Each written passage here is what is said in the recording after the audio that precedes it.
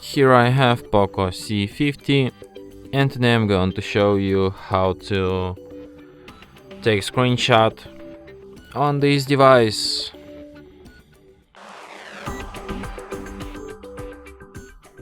So in order to take screenshot, all you need to do is to just press power, combination of keys, power key plus volume down at the same time like this, and that's how you can take screenshot.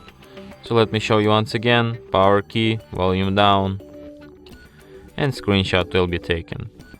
So one last time, you just pressed volume down and power key at the same time, and that's how it's done. You can find your screenshots in gallery, in the album, screenshots, in the screenshot section, and here they are.